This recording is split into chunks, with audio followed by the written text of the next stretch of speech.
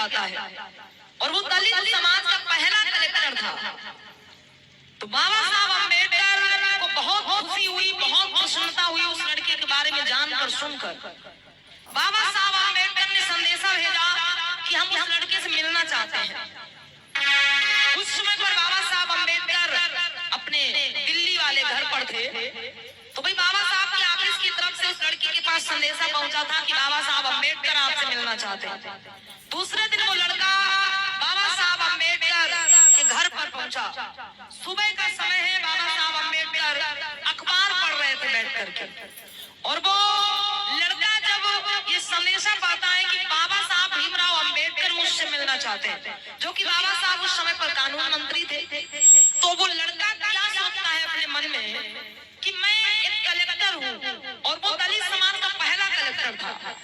तो उसे लगा कि बाबा साहब अम्बेडकर ने अगर मुझे बुलाया है तो जरूर इनको मुझसे कुछ चंदा वंदा चाहिए होगा, मुझसे कुछ चंदा चाहिए होगा, इसलिए बाबा साहब ने मुझे अपने पास बुलाया।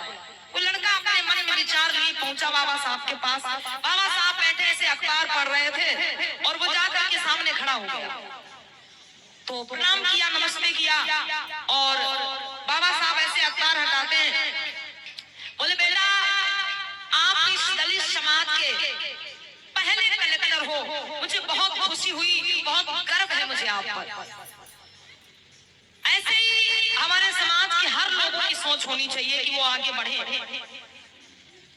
बाबा साहब ने इतनी बात कहते हुए उस लड़के से एक बात और कही कि बेटा जब तुम कलेक्टर हो तो तुम्हें लाल बत्ती वाली गाड़ी भी मिली होगी। उसने कहा जरूर, बिल्कुल। तो बाबा साहब ने कहा ठीक है बेटा, देखो मेरा आपसे ये कहना है, मेरा आपसे ये कहना है बेटा कि आप जिस बस्ती में जन्म लिए हो, माताएं बहनें बड़ी ध्यान से सुनना, बाबा साहब की क्या सोच थी इस समाज के प्रति, लेकिन आज इस समाज की क्या सोच है बाबा साहब के प्रति। कोई कहता हमें कुछ नहीं दिया, कोई कहता हमारे लिए कुछ नहीं किया, कोई कहता हम क्या जाने, कोई कहता हम क्यों जाए वहां। लेकिन बाबा साहब की क्या सोच थी इस समाज के लिए, सुनना। तो बाबा साहब ने उस लड़के से कहा, मतलब उस कलेक्टर से कहा कि बेटा जब तुम कलेक्टर हुए हो तो तुम्हें लाल बत्ती वाली गाड़ी भी मिली होगी। उसने कहा बिल्कुल।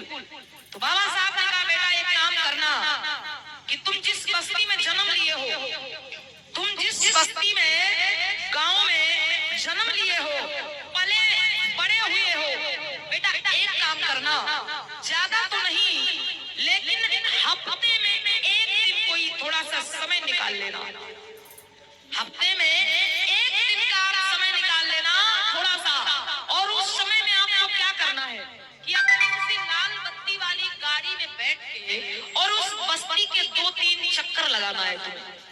कौन सी बस्ती? जिसमें तुम्हारा जन्म हुआ है, जिसमें तुम पले पड़े हो, उस बस्ती के 1-2 चक्कर लगा लिया करना बेटा। कब? हफ्ते में एक बार। इतनी बात कह करके बाबा साहब ने फिर अपना अखबार सामने कर लिया, पढ़ने लग गए। अब लड़का खड़ा है सामने, बाबा साहब फिर से अखबार पढ़ने में व्यस्त हो गए। अब कोई 10-15 मिनट बीत गए, लड़का चुपचाप खड़ा है सामने। उस लड़के को लगता है कि बाबा साहब ने जिसने बुलाया था वो बात करी ही नहीं है, वो इसलिए खड़ा, लेकिन बाबा साहब की बात पूरी हो चुकी। बाबा साहब इसीलिए उस लड़के को बुलाए थे। जब 10-15 मिनट बीत गए तो वो लड़का बोला अरे सर, हे बाबा साहब आपने मुझे बुलाया था और कुछ कहा भी नहीं मुझसे। तो बाबा साहब ने अखबार नीचे रख दिया और बोले बेटा अभी तुम खड़े हो यहाँ पे? लड़के ने कहा हाँ। बाबा साहब आपने मुझे बुलाया था लेकिन कहा कुछ भी नहीं मुझसे, बताया तो कुछ भी नहीं, किस लिए बुलाया था? तो बाबा साहब ने कहा बेटा मैंने तुम्हें जिस लिए बुलाया था वो मेरी बात हो चुकी, मुझे जो कहना था मैंने तुझसे कह दिया, अब आपकी मर्जी बेटा, आप ऐसा करते हो कि नहीं करते हो। तो उस लड़के ने कहा अरे बाबा साहब मुझे लगा कि आप कुछ और काम के लिए मुझे बुलाए हो, इतनी छोटी सी बात के लिए आप मुझको बुलाए। उस लड़के को मतलब ये छोटी सी बात लग रही। उसने कहा बाबा साहब आप इतनी छोटी सी बात के लिए मुझे बुलाए, मुझे लगा कि आपको मुझसे कुछ चंदा वंदा चाहिए होगा, इसलिए आपने मुझको यहाँ पर बुलाया।